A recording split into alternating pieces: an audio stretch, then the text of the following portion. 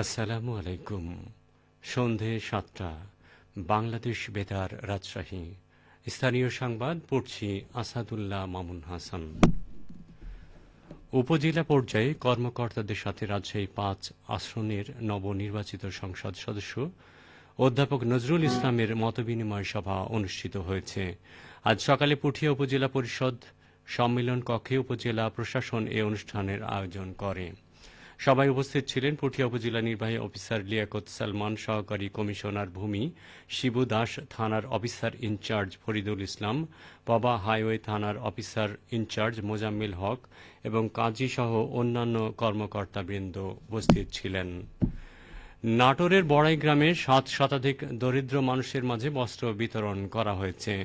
আজ উপজেলার আগ্রান গ্রামে আল মাবরুর হজ কাফেলা এবং গণজাগরণ সমাজসেবা সংস্থার উদ্যোগে বস্ত্র বিতরণ অনুষ্ঠানে প্রধান অতিথি হিসেবে উপস্থিত ছিলেন নাটোর ৪ আসনের সংসদ সদস্য মোহাম্মদ আব্দুল আজিজ।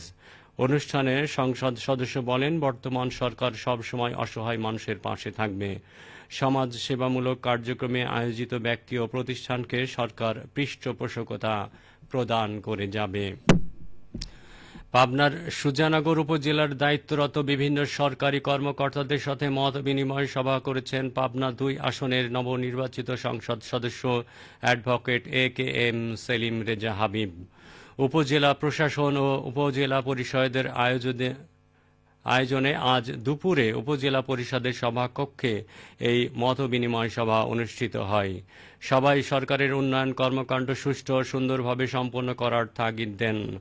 জনসাধারণের সার্বিক উন্নয়ন ও নিরাপত্তা ব্যবস্থা জোরদারের পরামর্শ দেন নবনির্বাচিত সংসদ সদস্য অ্যাডভোকেট এ.কে.এম. সেলিম রেজা হাবিব। রাজশাহী বিভাগীয় কমিশনার ডক্টর আনাম বজলুর রশিদ বলেছেন, রাজশাহী বিভাগে অত্যন্ত শান্তিপূর্ণভাবে উৎসব মুখর পরিবেশে জাতীয় নির্বাচন ও গণভোট অনুষ্ঠিত হয়েছে। ভোটের মাধ্যমে এখানে যে আন্তঃবিভাগীয় সমন্বয় গড়ে উঠেছে তা আগামী দিনগুলোতে দেশ গঠনে গুরুত্বপূর্ণ ভূমিকা রাখবে।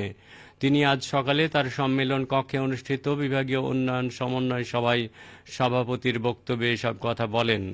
এ সময় বিভাগীয় কমিশনার সার পাচার উপজেলা স্থানান্তর রোধে নিবিড় মনিটরিং এর জন্য কৃষি দপ্তর সংশ্লিষ্টদের বিদ্যুতের মিটার চুরি রোধে কার্যকর ব্যবস্থা গ্রহণে পল্লী বিদ্যুৎ দপ্তরকে খাল খনন কর্মসূচি শুরুর আগে পূর্ব প্রস্তুতি গ্রহণে জেলা প্রশাসক, পানি উন্নয়ন বোর্ড, বরেন্দ্র বহুমুখী প্রকল্প ও বিএডিসির কর্মকর্তাদের প্রতি অনুরোধ জানান।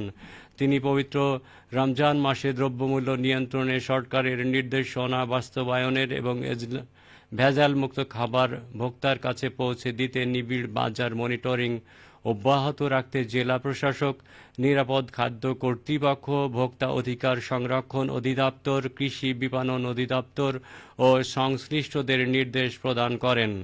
সভায় রাজশাহী বিভাগের বিভাগীয় দপ্তর প্রধান এবং ৮ জেলার জেলা প্রশাসকগণ উপস্থিত ছিলেন। রাজশাহী বিশ্ববিদ্যালয়ের কৃষি প্রকল্পে একটি গভীর নলকূপ উদ্বোধন করা হয়েছে। আজ সকালে বুধপাড়া মাঠে উপাচার্য প্রফেসর সালেহ হাসান নকিব এটি উদ্বোধন করেন। এই সময় উপাচার্যদ্বয় সংশ্লিষ্ট কর্মকর্তারা উপস্থিত ছিলেন। উদ্বোধন শেষে উপাচার্য বলেন, নতুন নলকূপ চালু হওয়ায় কৃষি প্রকল্পে সেচ সুবিধা বাড়বে এবং ফসলের উৎপাদনশীলতা বৃদ্ধি পাবে। বিশ্ববিদ্যালয় ও বরেন্দ্র বহুমুখী উন্নয়ন কর্তৃপক্ষ এর যৌথ উদ্যোগে স্থাপিত এই নলকূপের মাধ্যমে প্রায় ১০০ একর জমি সেচ সুবিধার আওতায় এসেছে। সিরাজগঞ্জ পণ্যের মূল্য তালিকা প্রদর্শন না করার অপরাধে ৫ ব্যবসায়ীকে ১০,০০০ টাকা জরিমানা করেছে ভোক্তা অধিকার সংরক্ষণ অধিদপ্তর। আজ জেলার সীমান্ত বাজারে এ অভিযান পরিচালনা করা হয়। ভোক্তা অধিকার সংরক্ষণ অধিদপ্তর সিরাজগঞ্জ জেলা কার্যালয়ের সহকারী পরিচালক মোহাম্মদ সোহেল শেখ জানান, রমজান মাসে দ্রব্যমূল্য নিয়ন্ত্রণে কাজ করছে বিভিন্ন সংস্থা।